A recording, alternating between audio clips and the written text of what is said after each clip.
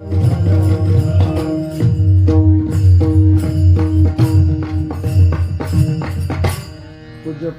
श्री गुरु प्रातस्मरणीय पूज्य बाबांचं आगमन मला वाटतं माझ्या दृष्टीने आणि आपल्या सगळ्यांच्या दृष्टीने दसरा आणि दिवाळी एकदाच आलेली आहे.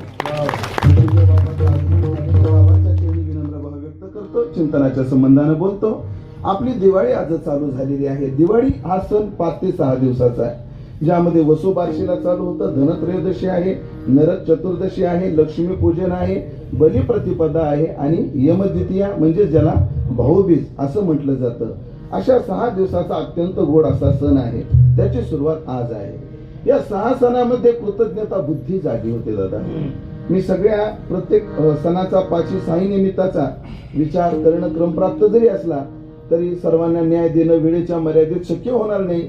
म्हणून आज द्वितीयेला भाऊबीजेला समारोप ताईच्या कृतज्ञतेचा दिवस आहे आणि वसुबारस म्हणजे गायीच्या कृतज्ञतेचा दिवस आहे. म्हणजे गाय हे ताई, गायीपासून तर ताईपर्यंत जाणारा सण म्हणजे आपला हा दिवाळी सण आहे, ज्याची सुरुवात गायीबद्दल.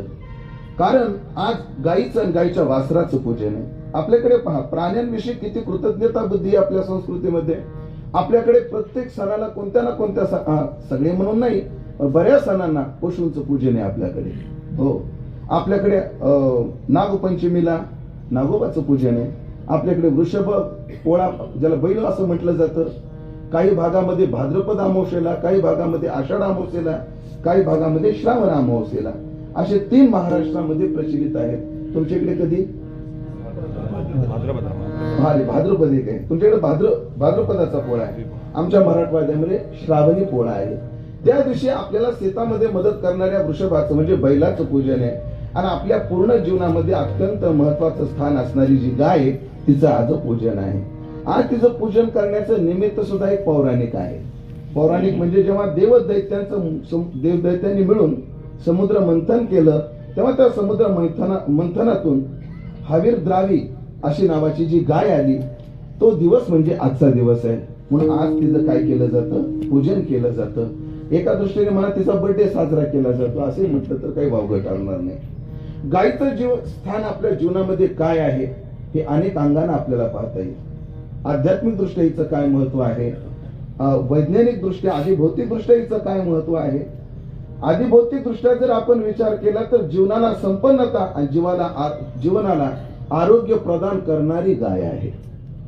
हो, संपन्नता किती प्रदान करते. अभ्यासकांचं मत आहे की ज्याच्या दारामध्ये 1 गाय आणि 1 एकर शेती आहे, ऐकताय ना, 1 एकर शेती आणि 1 एकर गाय आहे, तो माणूस कधीच दरिद्री बनू शकत नाही.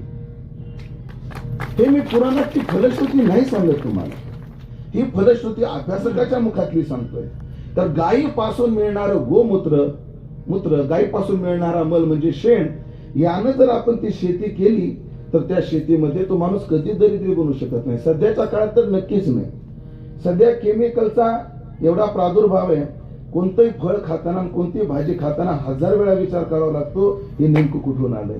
पण आपल्यासमोर पर्याय नेमून आपण खातोय. खरं तर शंकराने एकदाच विष पचवलं, आम्ही रोज पचवतोय. ह्या केमिकल युक्त दुधातून, केमिकल युक्त भाजीपाल्यातून. हो, पेपरला एक बातमी होती, खूप दिवसापूर्वीची गोष्ट आहे. आधी त्याच्या आधी एक विचार सांगून जातो. सध्या या धकाधकीच्या केमिकलचा भाजीपाला, केमिकलचा अन्नधान्य याकरता जीव त्रस्त झालेला आहे. त्याचे साईड इफेक्ट आपण भोगतो आहोत. मग सगळ्यांना आज आकर्षण आहे कोणत्या, नैसर्गिक शेतीतून निघालेलं उत्पन्न. हो, ज्याला अनेक शब्द वापरले जातात. नैसर्गिक शेतीतून, सेंद्रिय शेती, जैविक शेती असे त्याला काय आहे नाव आहे. सेंद्रिय शेतीतून म्हटलं तो भाजीपाला असो अथवा नसो, माणसाची भावना त्याच्याकडे बनते. सेंद्रिय गुण म्हटलं की तो असो अथवा नसो पण भावना बनते. आणि मला वाटतं पाळेकर नाव त्यांचं आठवेना मला, पाळेकर म्हणून आहेत, त्यांनी जैविक शेतीचं फार मोठं काम चालू केलेलं आहे. फार मोठं काम चालू केलेलं आहे आणि त्यांचे स्टॉल आहेत. त्यांचं म्हणणं आहे, त्यांनी आम्हाला सांगितलं, एरवी मालाला जो दर असतो त्याच्या कितीतरी पटीने दर सेंद्रिय शेतीतल्या मालाला मिळतो. पण आपण जर 1 एकरामध्ये सेंद्रिय शेतीतून जर माल निर्माण केला तर तो माणूस कधीच दरिद्री बनणार नाही, हा पक्का दावा आहे. वैभव देते. म्हणून सेंद्रिय शेतीच्या बद्दल मालाबद्दल लोकांचं किती आकर्षण आहे. पेपरला काही दिवसापूर्वी बातमी आली होती. आपल्या कोणी परिसरातील एक भाग आहे, त्या भागातील लोक कोथिंबीर विकायला आणायचे आणि कोथिंबीर एवढी तयार होती, हिरवी कार लुसलुशीत कोथिंबीर, आणि तो म्हणायचा सेंद्रिय शेतीतील, सेंद्रिय शेतीतील, आणि लाखो रुपये त्यांनी छापले. जेव्हा त्याच्या बुडात गेले तेव्हा लक्षात आलं तो माणूस संध्याकाळी कोथिंबीर एवढी असायची, रात्री तिच्या दारू फवारायचा आणि सकाळी कोथिंबीर तयार राहायची. त्या दिवशी मला कळालं दारूत काय ताकद आहे. पण जेव्हा तो व्यक्ती पकडला गेला तेव्हा बातमीचं हेडलाईन लय भारी होतं. त्याशी तरुण भारताला ती बातमी वाचली होती मी. त्याला हेडलाईन भारी होतं. हेडलाईन असं होतं, दारू फवारली कोथिंबीर तरारली. म्हणून आकर्षण आहे सगळ्यांना, आणि ते आकर्षण जर व्हायचं असेल, ते जर साकार करायचं असेल, तर प्रत्येकाला स्वतः करता वेळ काढणं गरजेचं आहे. प्रत्येकाने आपल्या जमिनीतला एक भाग स्वतःच्या परिवाराकरता ठेवणं गरजेचं आहे. आणि तुमच्या परिवारातून उरलं शिल्लक राहिलं तर आमच्या सारख्याला देणं गरजेचं आहे. एक गाय आणि 1 एकर शेती ज्याच्या दारात आहे तो कधीच दरिद्री बनू शकत नाही. नुसती गायची सेवा करा. कारण अशी पुराणामध्ये कथा आपण पाहतो, सर्व देवांचं एक ठिकाणी जर पूजन घडायचं असेल तर काय करावं असा प्रश्न जेव्हा निर्माण झाला तेव्हा ब्रह्मदेवाने सांगितलं, सर्व देवाने एका प्राण्याच्या शरीरामध्ये प्रवेश करा. सर्व देवाने प्रवेश केला. प्रत्येक जणाने आपलं आपलं स्थान ग्रहण केलं. त्यामध्ये दोघांना यायला थोडा वेळ झाला, ट्रॅफिक मध्ये अडकले होते.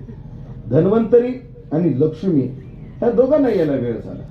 मग पायाच्या स्थानी कोण आहे, मुखाच्या स्थानी कोण आहे, डोळ्याच्या स्थानी कोण आहे, कानाच्या ठिकाणी कोणती देवता आहे, हा पूर्ण विचार आपल्याकडे परंपरेनं आहे. पण 2 देवतेला यायला वेळ झाला, एक धन्वंतरी आणि दुसरी लक्ष्मी.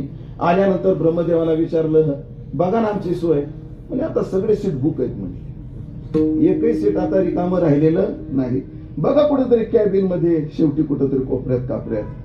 तेव्हा ब्रह्मदेवाने सांगितलं, फक्त 2 ठिकाणं शिल्लक आहे, मातेचं योनिस्थान आणि मातेचं गुदस्थान. हे 2 ठिकाणी शिल्लक आहे, आम्ही राहायला तयार आहे. म्हणून गायीच्या मूत्रस्थानामध्ये धन्वंतरी भगवान राहिले आणि गायीच्या गुदस्थानामध्ये साक्षात लक्ष्मी राहिली. म्हणून गायीचं जे शेण आहे ते म्हणजे साक्षात लक्ष्मी आहे आणि गायीचं मूत्र म्हणजे साक्षात धन्वंतरी भगवान आहे. सध्या फार गायीबद्दल रिसर्च चालू आहे देवा. तर अजून एक लक्षात आलेलं आहे, गायीच्या शेणातून आणि गायीच्या गोमूत्रातून सोनं निघतं. सोनं निघतं. त्याची पद्धती आहे ती काढण्याची, पण सोनं देते त्या अर्थ ती काय आहे, लक्ष्मी. ती आरोग्यदायी आहे, आरोग्यदायी. बीपीचा किती त्रास तुम्हाला असू द्या, गायीच्या शेपटीपासून तिच्या वशिंडापर्यंत किंवा वशिंडापासून शेपटीपर्यंत असा एकदा हात जर तुम्ही फिरवला तर तिच्या केसातून येणारं जे व्हायब्रेशन आहे त्यानं तुमचा बीपी कंट्रोल होतो. ज्याला दम्याचा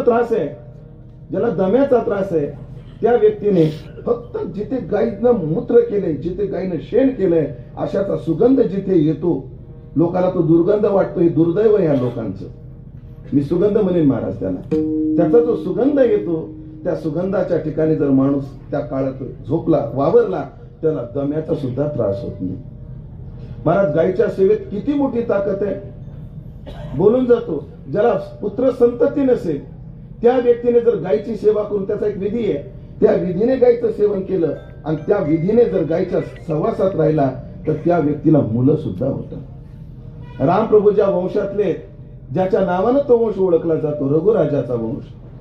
रघुच्या संबंधाने अशी कथा आहे की रघुराजाला संतती नव्हती.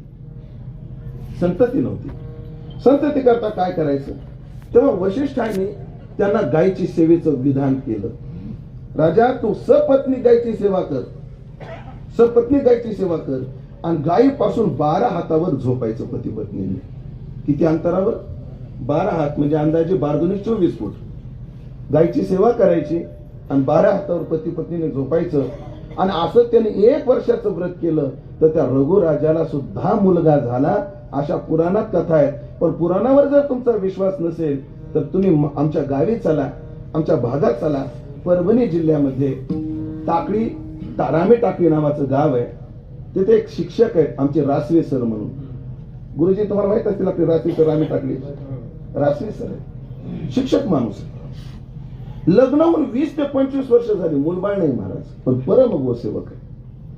जेवढं काही तो कीर्तनकार नाही, प्रवचनकार नाही, कुठून डोनेशन नाही, काही नाही, काही नाही, काही नाही.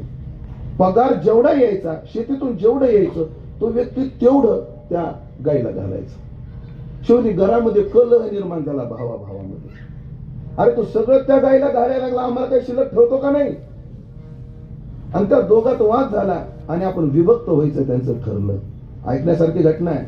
मी पुराणातली घटना नाही सांगत महाराज, मी तुम्हाला सद्यस्थितीतली, अजून तो मुलगा वर्षाचा सुद्धा झालेला नाहीये, ती घटना सांगतोय. ते विभक्त झाले. विभक्त झाल्यावर गावातला वाडा बारक्या भावाच्या वाट्याला गेला. ह्यांना राहायला जागाच नाही. गाईच्या गोठ्यामध्ये एक दावण त्यांनी मोकळी केली आणि त्या दावणीला काही नाही, आपलं साधं पार्टेशन केलं. पती पत्नी दिवसभर सेवा करायचे आणि त्या दावणीमध्ये झोपायचे. तुम्हाला या व्यासपीठावरून सांगतोय, हा आत्ताचा अनुभव आहे. त्यांना लग्न होऊन 25 वर्ष झाली होती, आता त्यांना मुलगा झाला गेल्या वर्षी. एवढी ताकद त्या गाईकडे, म्हणजे भौतिक दृष्ट्या ती संपन्न करते, आध्यात्मिक दृष्ट्या सुद्धा संपन्न करणारी गोमाता आहे.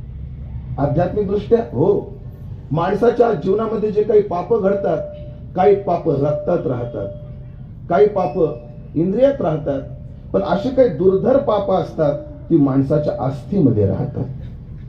कुठे राहतात? हाडामध्ये राहतात. पहा तुम्ही, माणूस मेल्यानंतर हाड का बरं पवित्र तीर्थामध्ये टाकायची? तुमच्याकडे पद्धत आहे ना? त्या व्यक्तीच्या अस्था कुठे टाकल्या जातात? एखाद्या पवित्र तीर्थामध्ये टाकल्या जातात, गटारात नाही टाकल्या जात. खरं तर काही काहीच्या गटारात सुद्धा टाकू नये, पण कुठे टाकल्या जातात? इंद्रायणी सारख्या तीर्थात, चंद्रभागा, गंगा, जी पवित्र तीर्थ जवळ असेल त्या तीर्थात टाकल्या जातात. त्या स्थितीत का टाकल्या जातात? कारण त्याचं आस्तिगत पाप तेव्हाही शिल्लक राहतं, या तीर्थाच्या स्पर्शाने ते पवित्र व्हावं म्हणून टाकल्या जातं. पण ऐका, पुराण म्हणतं, पूर्ण श्लोक मला उपस्थित नाहीये, पण जेवढा उपस्थित आहे तेवढा सांगतो. ज्या व्यक्तीचं आस्तिगतम पापम, आस्तिगत असणारं पाप ज्याला निर्धूत व्हावं वाटत असेल, त्यांनी एकदा गायीचं दर्शन घेतलं आणि गायीच्या पंचगव्याचं सेवन केलं तर त्याच्या आस्थीमधलं पाप सुद्धा निघून जातं. तुम्ही म्हणाले पंचगव्य काय आहे? गायीच्याच 5 गोष्टीचा विचार असतो त्याच्यात मिश्रण. गायीच्या शेणाचा रस 1, गोमूत्र 2, गायीचं दूध, गायीचं तूप आणि गायीचं दही. गायीच्या दुधापासून बनलेलं. गाय मला अपेक्षित आणि इप्सित गावरान गाय आहे हे कीर्तन संपेपर्यंत लक्षात ठेवायचं. गाय मला तर जर्सी डोक्यात सुद्धा आणायची नाही, कारण मी तिला गाय म्हणतच नाही, ती दूध देणारं यंत्र. प्रसाद महाराज, मी जर्सी गायला काय म्हणत? गाय नाही म्हणत मी, ते दूध देणारं काय आहे? यंत्र आहे. जसं यंत्रामध्ये इकडून उंडा टाकतात तिकडून शेवया निघतात शेवईच्या यंत्रात, तसं इकडून चारा टाका तिकडून दूध निघतं, असं ते यंत्र आहे. गाय म्हटलं की कीर्तन संपेपर्यंत फक्त गावरान गाय एवढं तुम्ही डोक्यात ठेवा. गावरान गाय ताकद आहे का? त्या गायीचे हे 5 द्रव्य एकाच जागी केले आणि त्याचं जर प्राशन केलं तर आस्तिगत पाप सुद्धा जीवाचं संपून जातं. एवढी ताकद त्या गायीच्या सेवेमध्ये. ऐका, अजून खूप गोष्टी सांगेल. माता मौल्यांनो, तुम्हाला जर लहान लेकरं असतील आणि त्याची जर नजर काढायची असेल तर नजर काढण्याकरता तुम्ही उपाय काय करता? पदरानं काढ, वरवट्यानं काढ, खेटरानं काढ, मिरच्या, अजून काय काय असतं? वडापाव कोण म्हणलं? हे असलं नसतं काही. अशा काढल्या जातात त्या दृष्ट. पण ज्यांना खरंच निघावी वाटत असेल तर त्याला काय करायचं? ते लेकरू घ्यायचं, गायीजवळ यायचं आणि गायीची शेपूट त्याच्यावरून 5 वेळा फिरवायची. कसलीही नजर असू द्या, त्या गायीच्या शेपटीने संपून जाते. तुम्ही म्हणाल महाराजाला आधार काय? हे तुम्ही मनानं सांगता का? मी माझ्या मनानं नाही सांगत. विस्तार करायला फक्त मला वेळ नाही. जेव्हा गोकुळामध्ये पुतना आली आणि जेव्हा परमात्म्याने पुतनेचं शोषण केलं, ते शोषण केल्यानंतर यशोदेला जेव्हा हातात लेकरू आलं, आपलं लेकरू व्यवस्थित आहे का हे पाहण्याचं एकच द्योतक असतं, बाई लगेच त्याला स्थानाला लावते. जर त्याने व्यवस्थित दूध पिलं की समजून जायचं लेकराची तब्येत चांगली आहे, आणि जर त्याने दूध पिलं नाही समजून जायचं काहीतरी बिघडलेलं आहे. गोकुळामध्ये 3 प्रकारच्या गोपी होत्या, तुम्हाला माहिती आहे. बाळा, प्रौढा, मुग्धा. बाळा कोण? ज्यांना अजून रजोदर्शन नाही आलं त्या बाळा. ज्यांचा सध्या रजोदर्शनाचा काळ चालू आहे त्या प्रौढा. आणि ज्यांचा रुजोदर्शन येऊन गेलंय त्या मुग्धा. अशा बाळा, प्रौढा आणि मुग्धा. त्यामधल्या बाळा ज्या होत्या त्या पळत यशोदेकडे आल्या. अगं यशोदे यशोदे, ते कृष्ण कसा आहे? अगं एकदम चांगला आहे. पण कुठली कोण आली होती ती? लेकराला नजर लागली असेल, नजर काढ. ती बाई कशाला काढायची असते ग?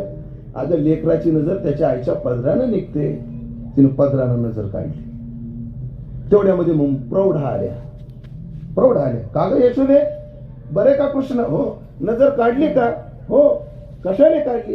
हो, आता तुमची मुलगी आली, तुमची नणंद आली होती, त्या सांगत होत्या पदरानं काढली. अगं तिला काय कळतं शेमडीला? आई असं नसतं, मीठ मिरच्या घे, त्यानं नजर काढ. त्यानेही नजर काढली. मग आता राहिल्या मुग्धा, म्हाताऱ्या. त्यांना यायला वेळ चालला, त्यांना यायला वेळ लागला. कारण का? गुडघे खूप त्रास देत होते. वजन मोकार वाढले होते. माझ्याकडे न बघता हे ऐका. आणि त्यामुळे गुडघे त्रास देत होते. सध्या महाराज ज्यांचं वय 50च्या पुढे गेले, एकदा बसले की उभा राहिल्यावर महाराज गुडघ्याच्या सेटिंगलाच 5 मिनिटं जातात. गुडघ्याची सेटिंग कधी होते? 5 मिनिटानं सेट होतात गुडघे, मग त्यांना चालायला सुरुवात करावं लागते. मग ते आले, विचारलं का ग यशोदे, कृष्णाची नजर काढली ना? कशाने? सगळे प्रकार सांगितले. अगं यानं कुठे नजर निघते का? कृष्णाला गोशाळेमध्ये घे. भगवान कृष्णाला गोशाळेत घेतलं आणि भगवान कृष्णाच्या अंगावरून शेपूट बाजूला काढलं, शेपूट फिरवलं. आणि तिथे अजून एक विधी आलाय, ज्याला भागवतामध्ये 8 श्लोकाचा विधी येतो, त्याला अंगरक्षण विधी म्हटलेला आहे. तो एक केला जातो. आपलं पोरग जर मरणाच्या दारातून बाहेर आलं, मरणाच्या दारातून काहीतरी संकट त्याच्यावर आलं, त्याचा अंगरक्षण विधी केला पाहिजे. तो विधी कसा असतो? हे गायचं शेण, गायचं गोमूत्र हे कालवायचं, 7 सुवासिनी बोलवायच्या आणि त्याचे मंत्र आहेत. त्या मंत्रानं मग ते शेण घ्यायचं, देवाच्या डोक्याला, देवाच्या गालाला. ते मंत्र असे पाठ नाहीत मला, पण गोविंदानं याच्या कपाळाचं रक्षण करावं, संकर्षणाने याच्या कानाचं रक्षण करावं, गोविंदानं याच्या बाहूचं रक्षण करावं, पद्मनाभाने याच्या नाभीचं रक्षण करावं, असं म्हणून ते शेण लावलं जातं अंगावर 12 ठिकाणी, सर्व अवयवाच्या ठिकाणी. असा अंगरक्षण विधी भगवान कृष्णाचा केला. मग मला सांगा, जगात अत्यंत सुंदर असणारा भगवान, त्याची नजर जर शेपटीच्या, गायच्या शेपटीने निघते, तर आपले लेकर असून किती सुंदर असायचे. आर्यन खान एवढे तर नक्कीच नाही. अरे चुकून नाव आलं, तेवढे मूर्ख तर नक्कीच नाहीत, पण भगवान कृष्ण एवढे सुंदर पण नाहीत. नक्की निघते. एवढी ताकद या गायीच्या सेवेमध्ये, एवढी ताकद या गायीमध्ये. भाग्यवान. पण एक सांगू, गायीबद्दल आम्हाला माहिती खूप आहे, गायीबद्दल आम्हाला आवड भरपूर आहे, पण गायची सेवा किती जणांना घडते? विठ्ठला.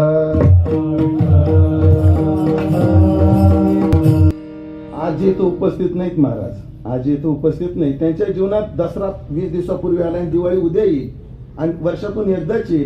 आपलं भाग्य आज असं आहे, पूज्य बाबाच्या आगमनाने एक दसरा दिवाळी आपण भोगलाय. आता अजून एक दसरा दिवाळी आपल्या सन्मुख आहे. पूज्यपाद शास्त्री बाबाचं आगमन या ठिकाणी. म्हणून अशी गोसेवा परम गोसेवा आहे आणि त्या गोसेवेचं स्मरण समाजाला राहावं. एवढी महत्वाची गोसेवा जी आध्यात्मिक आणि आधिभौतिक दोन्ही संपन्नतेने संपन्न करणारी आहे, अशी गोसेवा सर्वांना घडणं सोपं नाही, एखाद्या भाग्यवानाला घडतं.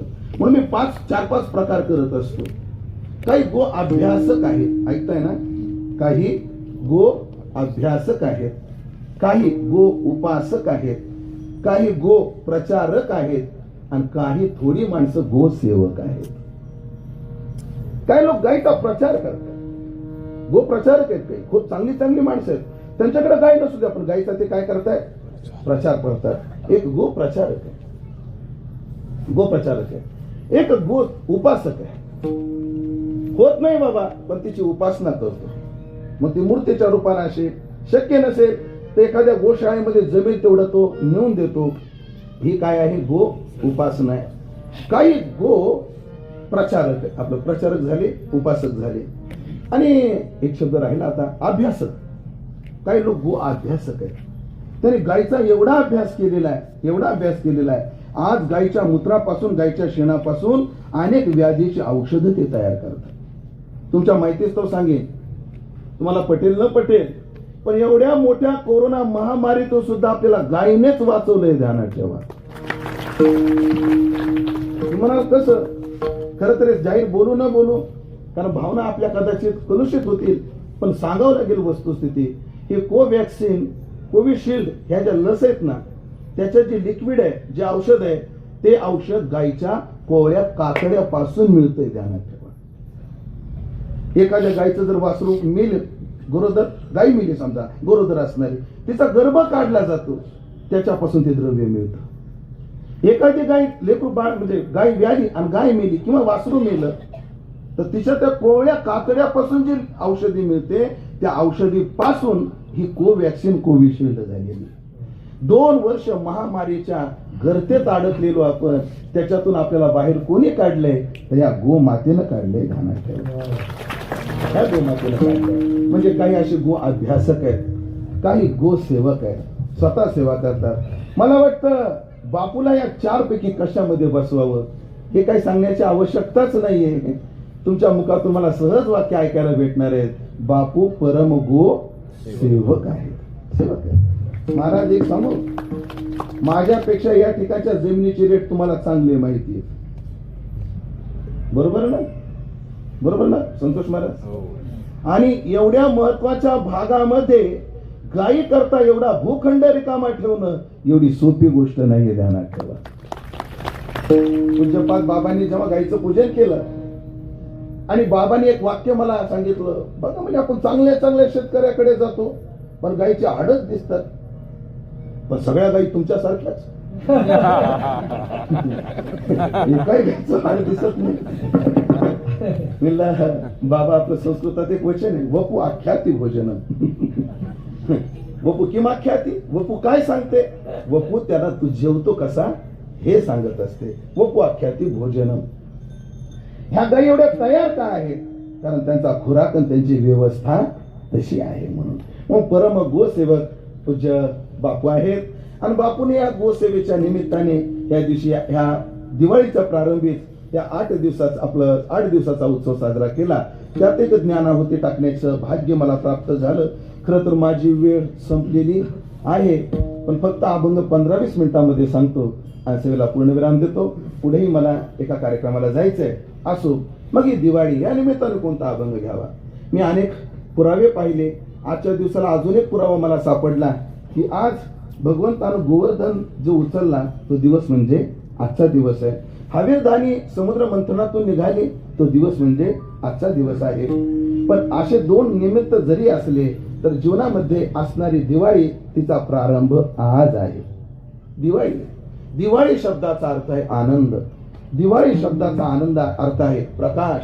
दिवाळी शब्दाचा अर्थ आहे अविनाशी तत्व, सदत्व, चिदत्व आणि आनंदत्व हे प्रदान करणारी दिवाळी आहे. प्रकाशाच्या रूपाने ती अंधकार घालते, म्हणजे चिदत्व प्रकाश रूपात देते. ती आनंद देते, तशी ती एक शाश्वतपणाही देते.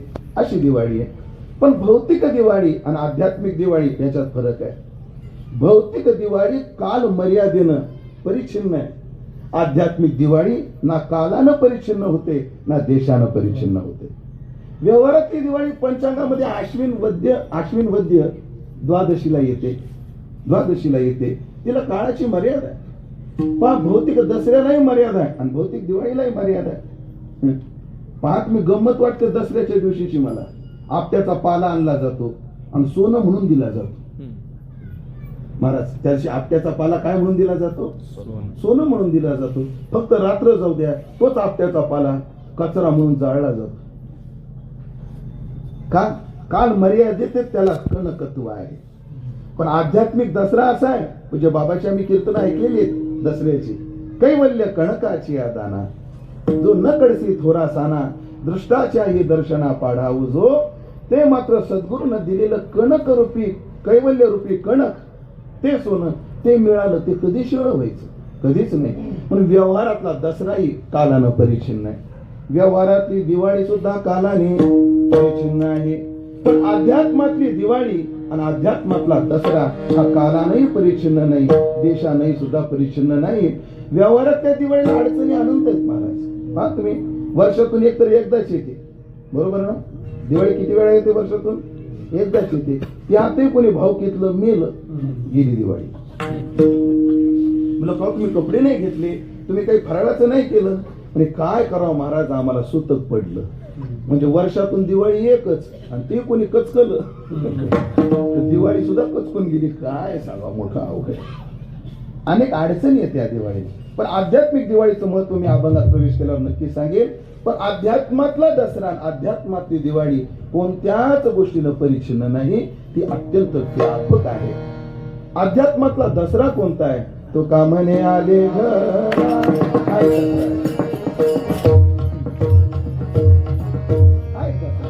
तो का म्हणे आले घरा. कोण?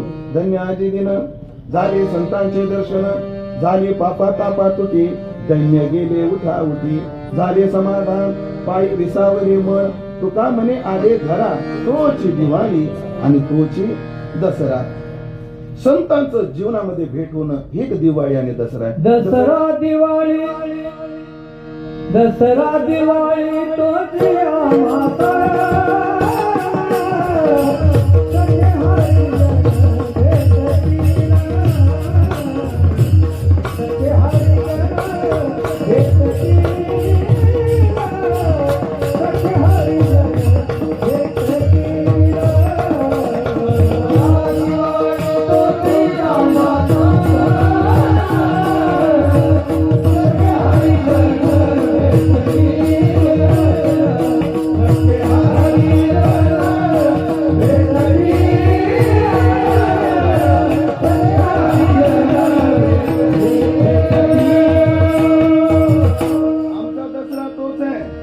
आमची दिवाळी तीच आहे. कोणती?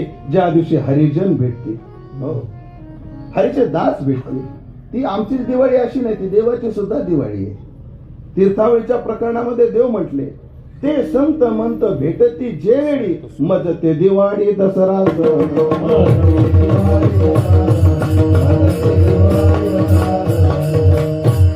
प्रकरण आहे.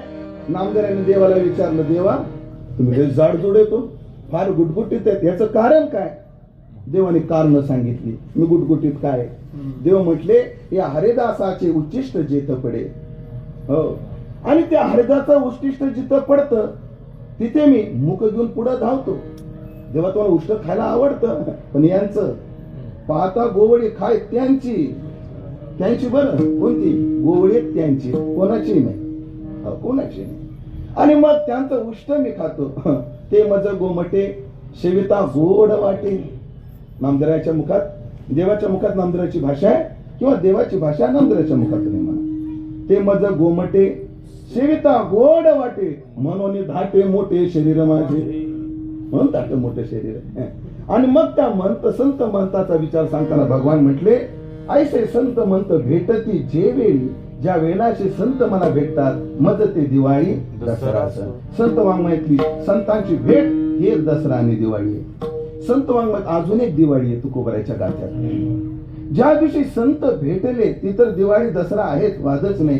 ज्या दिवशी ज्यांच्या गळ्यामध्ये तुळशीची माळ आहे, ऐका, ज्यांच्या मुखात देवाचं नाम आहे, ज्यांच्या मुखामध्ये देवाचं नाव आहे, ज्यांच्या गळ्यात तुळशीची माळ आहे, आणि ते कोणत्याच परिस्थितीत माळ काढत नाही, कोरोना झाला तरी अशी माळ तरी बरं, अशी माळ तरी. ज्यांच्या गळ्यात माळ आहे, दारात तुळशी वृंदावन आहे, आणि मुखामध्ये देवाचं नाम आहे, तो कोबाराय म्हणतात, त्यांच्या घरचं उष्ट मला का म्हणे त्याचे घरची उष्टावळी, मजते दिवाळी दसरा, मजते दिवाळी दसरा.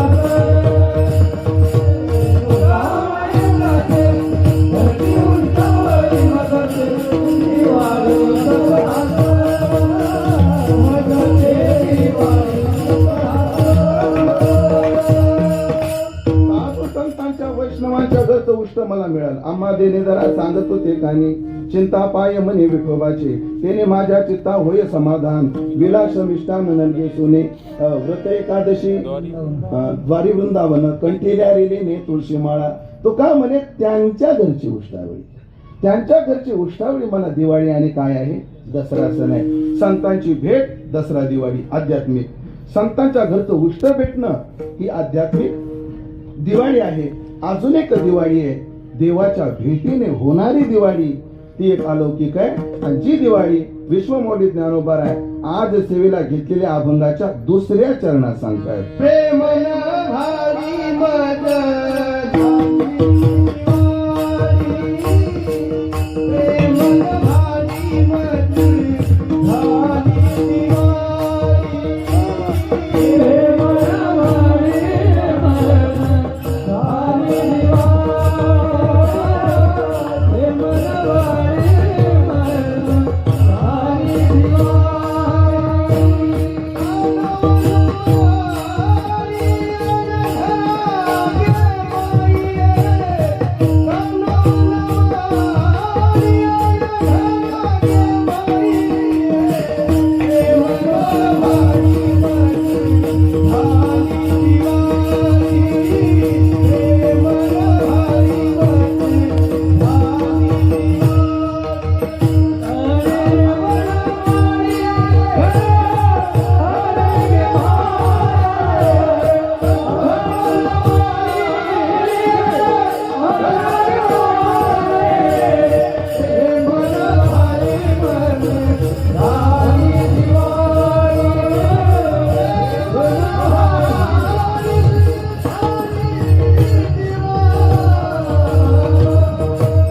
ज्ञानोबा म्हणतात, अगं ऐकलं का सखी, आज माझी दिवाळी झाली. माझ्या जीवनात कोणती दिवाळी झाली? कान काळे वनमाळे घरा आले गे माये. आज माझ्या घरी वनमाळे आले. कसे ते काळे आहे, काळे हो, ते घरी आले, माझ्या जीवनात दिवाळी झाली. असं दिवाळी म्हटलं की दिवाळी पहिलं काम करते, जीवनातला अंधार घालवते. पूर्व दिशेच्या रावळी उदय होताची सूर्य दिवाळी. ते येर दिशा ते काळी काळी मानावी. दिवाळी पहिले एक करते, काय घालवते? अज्ञानाचा अंधार घालवते किंवा भौतिक अंधार घालवते. आणि दिवाळी एक करते, आनंद देते. तसंच देवरूपी दिवाळी आपल्या जीवनात आली. देव आले, संत आले, ते काय करतात? ते अविवेकाची काजळी फेडतात, विवेकाचा दीप उजळतात आणि योग्याला नित्य दिवाळी साजरी करायची संधी देतात. ही अविवेकाची काजळी फेडून विवेक दीप उजळी, ते योगिया पाहे दिवाळी निरंतर. माझ्या घरी काळे वनमाळी आले आणि माझ्या जीवनातलं अज्ञान संपून गेलं. माझ्या जीवनातला अंधकार संपून गेला. एकदा जीवनामध्ये देवाचा प्रादुर्भाव झाला की विकार तिथं थारा घेत नाही. तया पुरुषाचे काम म्हण सांडून गेले मोहमान, वर्षांते घन आकाशाते. किंवा सगळ्यांना परिचित असणार प्रमाणे तो का म्हणे, देह भरीला विठ्ठले, काम क्रोधे केले घर रीते. एकदा तो आला की सगळे विकार निघून जातात. म्हणून काय झालं? काळे वनमाळी माझ्या घरी आले, सगळे विकार निघून गेले. आणि विकार निघून गेल्यानंतर त्यांनी मला फराळाचे दिलं. कोणतं? नवाळ प्रेम. हीच कोणी मला फराळाचं देऊन आनंद दिला. प्रेम नवाळी. प्रेम कसे? नवाळी. नवाळी म्हणजे ताजं प्रेम. नवाळी म्हणजे नवीन प्रेम. म्हणजे कोणतं? संसारात तुला प्रेम नव्हतं का? होतं ना, संसारात प्रेम होतं. भक्तिशास्त्राने प्रेमाच्या 3 कक्षा केल्या जातात. पहिली कक्षा आहे सामान्य प्रेम, दुसरं आहे समंजस प्रेम आणि तिसरं आहे समर्थ प्रेम. एक मिनिटामध्ये सांगतो. त्याची लक्षणं केली. ज्या प्रेमामध्ये मत सुखित्व आहे ते सामान्य प्रेम आहे. ज्या प्रेमामध्ये उभय सुखित्व आहे ते समंजस प्रेम आहे. आणि ज्यामध्ये तत्सुखित्व आहे ते समर्थ प्रेम आहे. ज्या प्रेमामध्ये स्वतःच्या सुखाचा विचार, बाप बाजारातून आला पिशव्या घेऊन, पोरग पळत गेलं, बाबा आले, बाबा आले, बाबाने खवाला, बाबा आले, बाबा आले, पळत गेला. पोरग जवळ आल्यामुळे तिने पिशव्या बाजूला ठेवल्या, पोराला उचलून घेतलं आणि त्याचा पापा घेण्याकरता तोंड पुढे केलं. पोराच्या लक्षात आलं पप्पाच्या तोंडाचा वास कसा आंबटच यायला लागला. पप्पाची कॅटेगरी लक्षात आलेली असावी तुम्हाला. आणि नुसती पंचदशीकार सांगतात नुसतं तोंडाचा वास येतो असं नाही, त्याची दाढी म्हणजे बाजूचं सरमड असतं ते त्याला टोचतं. तरी हा पप्पी घेतो. बापाचं प्रेम नाही का? आहे. पण या प्रेमात फक्त स्वतःच्या सुखाचा विचार आहे. हे सामान्य प्रेम. एकदा बिर्ला हॉस्पिटलला मी गेलो. आता समंजस प्रेम सांगतो. बिर्ला हॉस्पिटलला गेलो, एक बाई रडत होती. ताई तुम्ही बालेवाडीचा ना? हो ना महाराज. तुम्ही आले होते आमच्या बापूकडे कीर्तनाला? हो हो ताई. काय होता? बघा ना महाराज, नवऱ्या माझ्या पतीच्या दोन्ही किडन्या खराब झाल्या. मग आता काय पर्याय? एक पर्याय डॉक्टर म्हणतात रोज डायलिसिस करावं लागेल किंवा किडनी बदलावी लागेल. तुम्ही कोणता पर्याय निवडला? डायलिसिसच्या कटकटीपेक्षा महाराज किडनी बदलण्याच्या विचारात आम्ही आहोत. बरं मग अडचण काय? म्हणजे किडनी देईल कोण? पण जी बोलत होती ते त्याची सख्खी बायको होती. त्याची ती सख्खी बायको होती. कोण दे म्हणलं ताई तुम्ही द्या ना. ती म्हणली महाराज मी आदू झाले तर. मग मी तिला म्हटलं मी देऊ का. ती म्हणली जगाच्या कल्याणा संताच्या.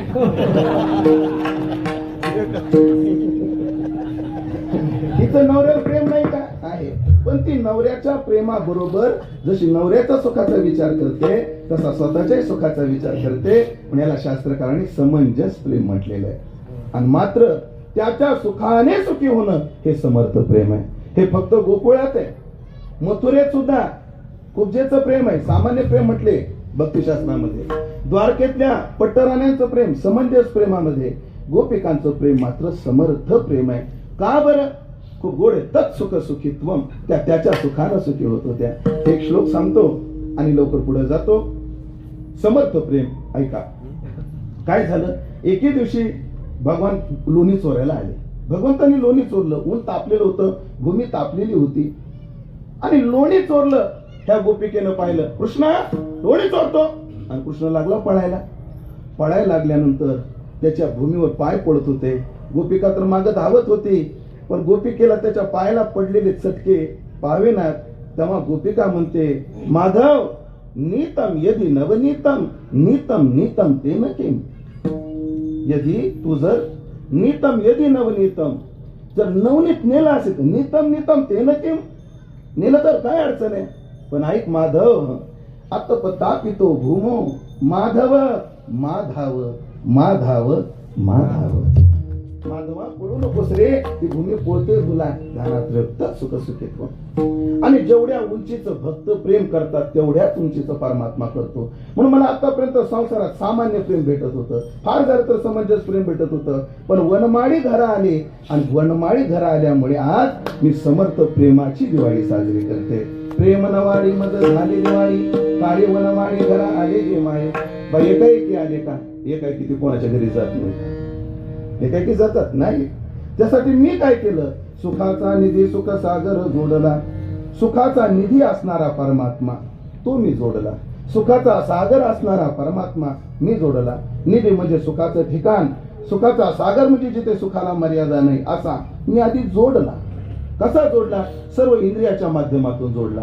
डोळ्याला त्यालाच पाहू लागले, कानानं त्यालाच ऐकू लागले, मुखानं त्यालाच गाऊ लागले. त्याचेच चिंतन कृष्ण कोठे गेला. कृष्ण हा जेविला नाही कृष्ण. कृष्ण आला दारा कृष्ण गेला दारा. कृष्ण हा सोयरा बोलो कृष्ण. आणि मग परमार्थात मी एक पाऊल टाकलं की परमात्मा 10 पावलं टाकतो. त्या सुखाचा सागर मी इंद्रियाच्या माध्यमातून जोडला, वृत्तीचा संबंध आणला.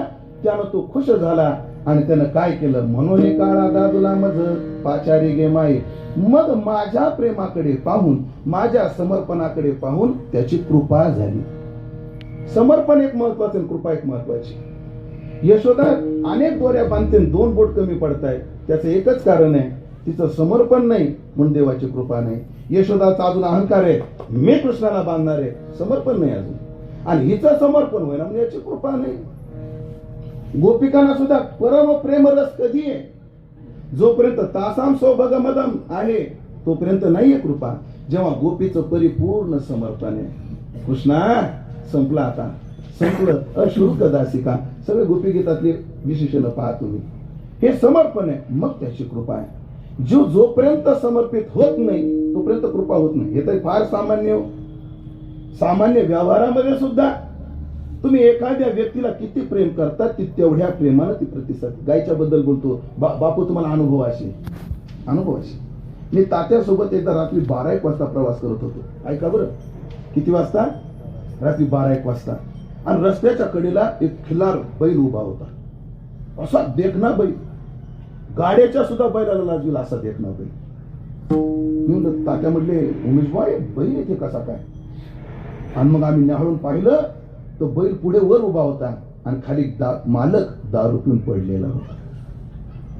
दारू पेलेला मालक त्या बैलाने 4 पायामध्ये धरला होता आणि रात्रभर तो बैल त्या मालकाचं रक्षण करत होता. याला म्हणतात तुम्ही जेवढं प्रेम या प्राण्यांना द्याल, माफ करा ह्या देवतेला द्याल, गोमातेला द्याल, ती गोमाता तेवढंच तुम्हाला प्रेम देईल. मला तर वाटतं बापू जेव्हा गाय फिरत असतील ना, गाय चाटत असतील बापूंना. तुम्ही जेवढं प्रेम. आणि नियम आहे यथामाम प्रपद्यन्ते तांस तथैव भजाम्यहम्. हो, म्हणून धर्म रक्षति रक्षिता. तुम्ही धर्माचं रक्षण करा, धर्म तुमचं रक्षण करेल.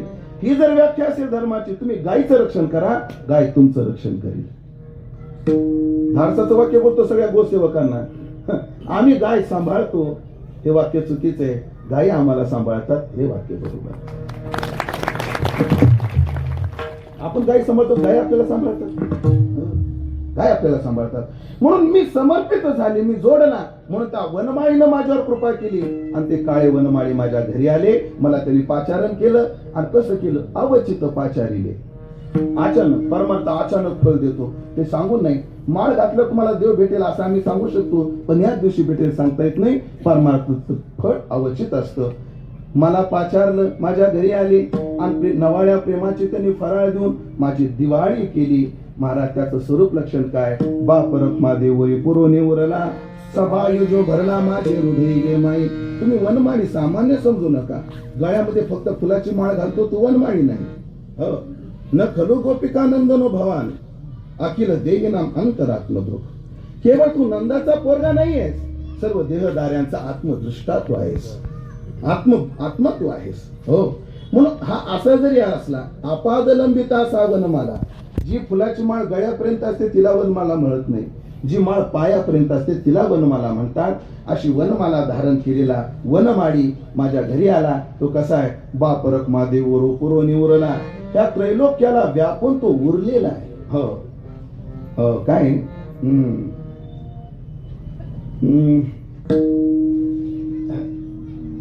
स भूमी विश्वतो वृत्वा अद्य तिष्ठत दशांगुलम. सगळ्या भूमीला सगळ्या त्रैलोक्याला वापरून तो 10 बोट शिल्लकच आहे. दशांगुलम अजून शिल्लक आहे.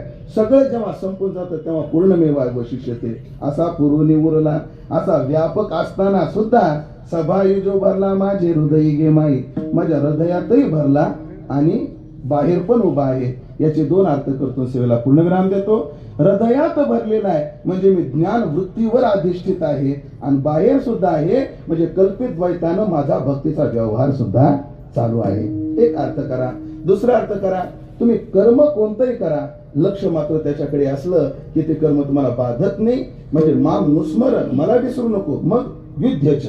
आणि असं जर करशील ना, हातवा काय यस्य ना अनुकृतो भावो बुद्धी यस्य न लेपेते. मग तयाचे हातू होय त्रैलोक्याचा घातू, पण त्याने केली ही मातू म्हणू नये, अशी स्थिती होईल. आणि मग माझ्या जीवनामध्ये आतही तो भरलाय, बाहेरही तो भरलाय. अशी अलौकिक दिवाळी माझ्या जीवनात झाली. का झाली? काळे वनमाळी घरा आले. आता एकच उत्तर सांगतो आणि सेवा संपवतो. ऐका, व्यक्तीचा जो आवडीचा विषय असतो त्या विषयाकडे माणूस लवकर आकर्षित होतो. मी जर म्हटलो आपल्याला सप्ताह करायचा, कोणत्या जिम्मेदारी घेईल? मग परमेश्वर महाराज आदरणीय गुरुजी कोणती जिम्मेदारी घेतील? आम्ही स्वयंपाक करू. नाही, त्यांचा विषय काय आहे? गाण आहे, ते आम्ही भजन सांभाळू. मी जर विचारलं आपल्याला सप्ताह करायचा, प्रसाद महाराजाला विचारलं तुम्ही काय कराल? ते आम्ही झाडलोट करू. झाडलोटा करता जन्म नाही तुमचा. मग ते म्हणतील आम्ही पक्वाच बाजू. कोणी जर विचारलं संतोष महाराज तुम्ही काय कराल? अभ्यागतांचं स्वागत करील. तुम्ही मला विचारा मग तुम्ही काय कराल त्या सप्ताहामध्ये? तुम्ही काय करायला हे बघल मी. पाहिजे नियोजन करणार कोणतरी पाहिजे, निरीक्षण. पूज्य बाबासारखे आपल्याला आशीर्वाद द्यायला येतील. आवडीचा विषय असतो ते माणूस लवकर तिथे आकृष्ट होतं, ते त्याला सोपंही जातं. देव जर तुम्हाला घरी यावं वाटत असेल तर देवाला अत्यंत आवडते गाय. तुम्ही गाय घरी आणा. तुम्ही गाय घरी आणल्याशिवाय तो वनमाळी गायीवाला तुमच्या घरी येणार नाही, हे ध्यानात ठेवा. संजूभाऊनी गाय आणली म्हणून वनमाळी घरी आले. गुरुवर्य मारुती बाबाच्या रूपाने आले, गुरुवर्य शास्त्री महाराजाच्या रूपाने आले. आणि मला वाटतं भाऊ तुम्हाला मी आज लिहून देतो, दिवाळी आहे ना परवा दिवशी, त्याशी एवढा आनंद नाही तुम्हाला जेवढा आज आनंद आहे. या परिवाराचा हेवा असा वाटतो आमची दिवाळी 2 दिवसांनी, तुमची आजच आहे. म्हणून अशी वनमाळी आलेले आहेत. आपल्या जीवनात ती कृपा घडावी अशी प्रार्थना करून ज्ञानेश्वर